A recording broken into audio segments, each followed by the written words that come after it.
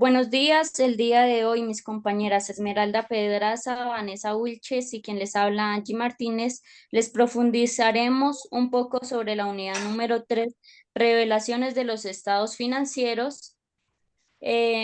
Como primer aspecto, por medio de un cuadro comparativo, se relacionan los estados financieros básicos versus el marco conceptual según la NIC 1 y luego les profundizaremos sobre el análisis vertical y horizontal de los estados financieros de la empresa Codesa S.A. y sus filiales. Eh, Em, Mi compañera Vanessa les va a explicar sobre el cuadro comparativo. Como primera instancia tenemos el marco conceptual. El marco conceptual nos describe el objetivo y los conceptos que se utilizan en la información financiera como propósito general. El propósito del marco conceptual es ayudar al Consejo de las Normas Internacionales de la Contabilidad a desarrollar normas NIC que están basadas en conceptos congruentes. El objetivo principal del marco conceptual son informes financieros como la entidad que informa que sea útil los que sea útil a los inversores, prestamistas y otros acreedores existentes y potenciales para tomar decisiones sobre el suministro de recursos de las entidades. Tenemos primero, hay que respaldar todos los hechos con algún tipo de documento, es decir, facturas, boletas, cheques o recibos, entre otros los que deben reunirse para realizar un registro descriptivo. Como segundo paso, se clasifican los grupos afines para utilizar la información y para finalizar, se entrega la información que es útil para los diferentes usuarios y este resumen de información se entrega en los estados financieros básicos. Las etapas del proceso son la recolección, el registro, la clasificación y el resumen. Como informes contables, ¿qué son? Pues suministran la contabilidad eh, para las entidades. Hay tres tipos o bueno, cuatro tipos de informes. Los no administrativos son los realizados en periodos determinados y regidos por las normas contables. Este tipo de información entregada es la que llevamos a la contabilidad financiera. Los informes gerenciales son aquellos que se preparan para los usuarios internos de la información contable. Son muy importantes desde un punto de vista administrativo, pues sirven para la toma de decisiones. Es por esto por lo que llevan información muy detallada y no necesariamente se rigen bajo las normas o principios contables. Este tipo de informes tiene relación con la contabilidad para la gestión. Y los informes especiales son los que se presentan para las instituciones gubernamentales como cámaras de comercio, para estudios económicos o demás. En características de informes financieros según el marco conceptual tenemos la relevancia, la representación fiel y entre otros. Los principales postulados básicos según las NIC para el marco conceptual son el devengo, que es el efecto de los hechos económicos y cómo estos repercuten en los recursos económicos de la entidad en los periodos donde estos ocurren y no en los periodos donde mide el control o el pago de dichos hechos económicos. El negocio de empresa en marcha. En los estados financieros se confeccionan ya que la empresa funciona y continuará su operación en el futuro. Es por esto que supone que la empresa no presenta la intención ni la necesidad de disminuir o eliminar operaciones. La sustancia económica, en la delimitación y operación del sistema de información contable, así como como en el reconocimiento contable de las transacciones o transformaciones internas y otros eventos que afectan. La entidad es aquella unidad identificable que realiza actividades económicas constituida por combinaciones de recursos humanos, materiales y financieros conducidos y administrados por un único centro de control que toma decisiones encaminadas al cumplimiento de fines específicos para lo que fue creada. La asociación de costos y gastos de ingresos. Los costos y gastos de ingresos de una entidad deben identificarse con el ingreso que generen en el mismo periodo, independientemente de las fechas en las que se realicen. La evaluación son los efectos financieros derivados de las transacciones, transformaciones internas y otros eventos que afectan económicamente a la entidad o a la empresa. Deben cuantificarse en términos monetarios. La consistencia ante la existencia de operaciones similares de una entidad debe corresponder un mismo tratamiento contable semejante en el que debe permanecer a través del tiempo, en tanto no cambia la esencia de la economía ni de las operaciones.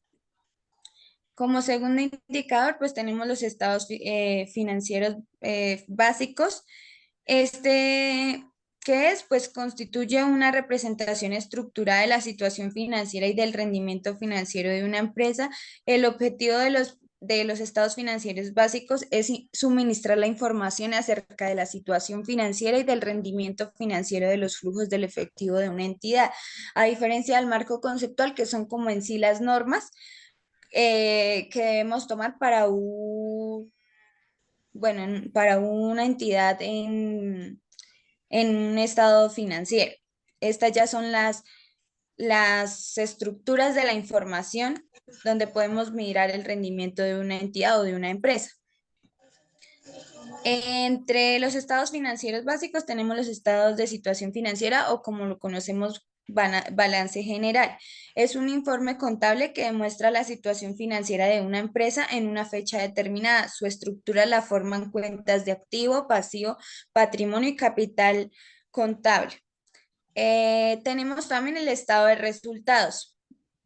En el estado de resultados, también conocido como estado de pérdidas o ganancias, es un informe financiero que con base en un periodo de tiempo determinado presenta información detallada de ingresos generados, los gastos ocurridos en el momento de que se producen y como consecuencia el beneficio de pérdida que ha generado la empresa en dicho periodo de tiempo. Para analizar la información y con base a la información se podrán tomar decisiones a futuras para el negocio.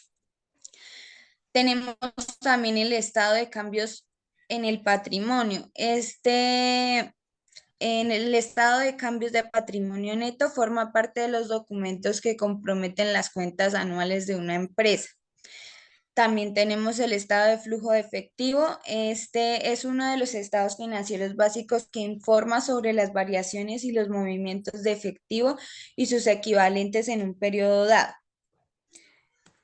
Como objetivo de los estados financieros en general es proporcionar información sobre los activos, los pasivos y el patrimonio e ingresos de la entidad, que informa que es útil a los estados financieros para evaluar las perspectivas de entradas de efectivo netas futuras en la entidad de información y la administración de la gestión de los recursos. ¿Qué es una activo? Son los recursos que tiene la empresa sin importar su origen o fuente. El activo puede estar constituido por dinero, bienes, derechos o valores que han sido obtenidos o adquiridos como consecuencia de las sucesivas transformaciones realizadas y por la empresa. La percepción de beneficios económicos es un distintivo de los activos.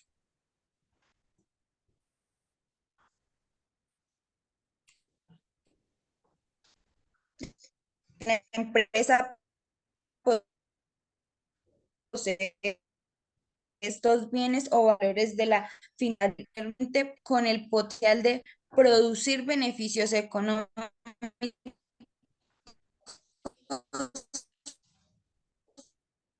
para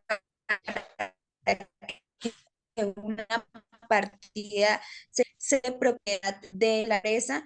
No entran en categoría los bienes arrendados, tener un valor monetario, fruto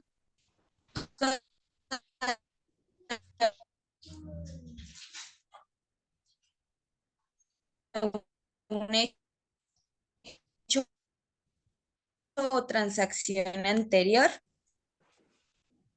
Es, dentro de estas, los clientes, es el pasivo, es la fuente de los fondos de la empresa que comprende los compromisos que esta contrae con la intención de obtener beneficios económicos futuros de su contratación o de su pago. Al igual que los activos, los pasivos deben corresponder a compromisos ya contraídos en el pasado, es decir, deben tratarse de transacciones ya realizadas y no de proyectos o futuros compromisos que aún no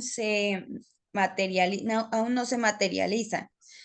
Se utilizan para el funcionamiento de esta. Dentro de ellas encontramos, dentro de los pasivos encontramos los acreedores, los proveedores, los préstamos y los bancarios. El patrimonio. El patrimonio es otra de las grandes fuentes de recursos aportado por los dueños, socios y accionistas. A diferencia del pasivo, constituye fondos propios de la empresa que no son exigibles por terceros. El patrimonio neto representa todo lo que pertenece a los dueños y está formado por todos los aportes realizados por los propietarios y los resultados acumulados generan las actividades desarrolladas, si los ingresos producen aumentos del patrimonio neto, mientras que las pérdidas y los gastos lo disminuyen. Se utilizan los siguientes: del capital, las revaloraciones y las utilidades. También encontramos los ingresos, que son los recursos que recibe la empresa para la venta de un servicio o un producto en efectivo o un crédito. Los ingresos se consideran en el momento en el que se presentan los servicios, venden el producto, lo cual no siempre coinciden con el momento en el que se recibe el pago. Los ingresos aumentan el patrimonio de la empresa. Por ejemplo, un ingreso puede ser el percibido por la empresa de un producto a un cliente o por un servicio prestado, es decir, los honorarios percibidos a cambio de un servicio financiero de seguridad de transporte. Entre ellos tenemos los siguientes: ingreso por venta o ingreso financiero. Los gastos son los activos que se han utilizado o consumido en la empresa con el fin de obtener ingresos. Es por esto que los gastos disminuyen el patrimonio de la empresa. Ejemplo de estos son los sueldos, los arriendos, los gastos básicos, entre otros la luz, el agua, el teléfono. Como consecuencia de comparar los ingresos con los gastos, resulta una ganancia o una pérdida. Entre estos encontramos los costos de venta, los gastos de administración y los gastos financieros. Bueno, para el desarrollo del cuarto punto, el análisis financiero diagnóstico es muy importante para ver cómo está la empresa a una fecha determinada, de tal manera que se pueda evaluar qué le espera a la empresa para un futuro. Para hacer este análisis, ponemos en práctica el análisis vertical, horizontal e indicadores financieros. También es importante disponer del estado financiero, tanto del balance general como del estado de resultados de 2 años a la misma fecha de corte. Esto quiere decir que si los dos son de diciembre, tanto el balance como el estado de resultados debe ser de diciembre. Para este caso vamos a tomar un ejemplo de la empresa Codesa S.A. y sus filiales. En el análisis vertical vamos a mirar y a potenciar cuáles son la participación de las cuentas con relación al total. Y en el análisis horizontal, que ya es un poco más dinámico, se pueden comparar para determinar estados financieros, los aumentos o disminuciones de un periodo a otro. Mi compañera Esmeralda les va a explicar un poco más sobre cómo se hacen estos análisis. Bueno, como ya lo dijo la compañera, entonces el análisis vertical es un estado financiero que se le puede sacar un porcentaje respecto a una cuenta base. Entonces, por ejemplo, tenemos los activos corrientes, el total de activos corrientes que sería que este es el total de todos los activos de la empresa.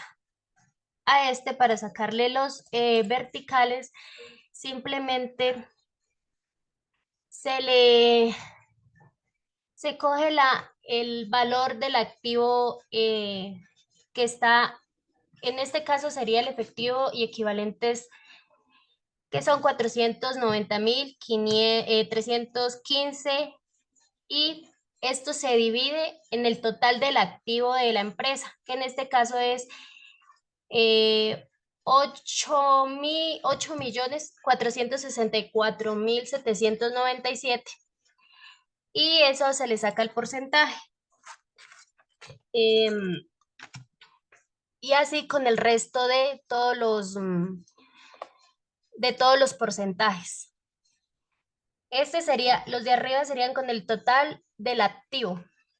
El total del pasivo sería igual, que es que es la suma de todos los pasivos corrientes y los pasivos no corrientes.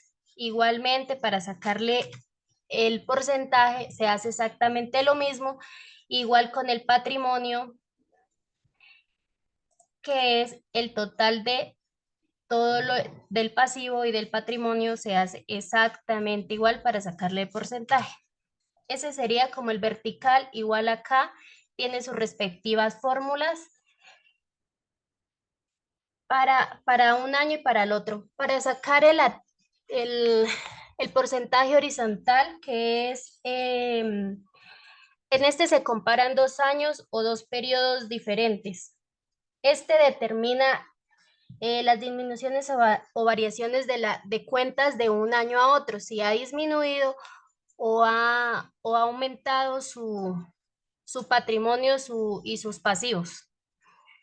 En este caso, como pueden ver, la empresa ha aumentado un 8,90% total de de sus pasivos y patrimonios. Y total del activo ha sido de un 8,94%. Por tanto, sí ha aumentado un poco. Para sacar el pasivo horizontal, como dicen, es hacer eh, un, una comparación de un año a otro. Entonces, en este caso se compara con el año actual, se compara la diferencia de de los dos análisis. En este ejemplo, por ejemplo, está el total de los pasivos, ¿no? Entonces, se ve reflejado acá en este y en este los totales del pasivo del 2021 y del 2022. Su diferencia es de 830.983. Eso quiere decir que ha aumentado. En este caso nos dice que ha aumentado un 8,94% su total de activo, y un 16,17 ha incrementado su total de total de activos, y un 8,94 su total de pasivo más patrimonio. Esto se hace en comparación de un año a otro. Los de acá son la diferencia que da entre un año y otro, y se ve la disminución y la incrementación de cada rubro. También se sacó el test ácido, que dice que es un índice de liquidez. Este indica la solvencia de la empresa, la capacidad para hacer frente a sus obligaciones corrientes. Esto sería un 66% en el 2021 y ha aumentado un 71% en el 2022. Esto se hace activo corriente menos inventario, y lo dividimos en el pasivo corriente. Ahí está. Tal cual de cada año se hace. Se hizo el nivel de endeudamiento, que este evalúa la financiación que posee la empresa frente a su patrimonio. Esto quiere decir que su índice de endeudamiento es de un 65%. Este se hace con el total pasivo dividido en el total activo para ver su porcentaje de endeudamiento. Está su índice de liquidez. El índice de liquidez se determina para la capacidad que tiene una empresa para enfrentar las obligaciones contraídas a corto plazo. Este dice que cuanto más elevado sea el indicador de liquidez, mayor es la posibilidad de que la empresa consiga cancelar sus deudas a corto plazo. En este caso, hubo un 80% para el año 2022. Este se hace activo corriente dividido en el pasivo corriente. Nos da su índice de liquidez.